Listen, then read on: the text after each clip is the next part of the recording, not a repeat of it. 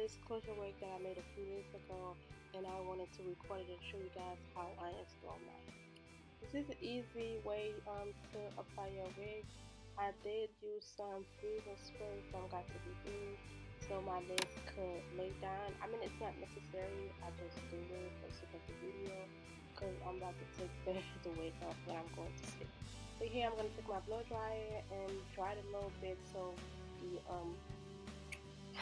the hair can stick down. This part right here, I'm going to take out some baby hair because we want some baby hair, and I'm going to part it a little bit, just a tiny bit, because I don't like a lot of baby hair. After I part my baby hair, I'm going to take my lotion rag from Afro G. We're going to lay the baby hair down, wrap it around with a scarf, and I'll be back when everything is done. So here everything is done, is dry. I'm going to take a comb and comb out the baby hair. If I need to cut a little bit more, I do so.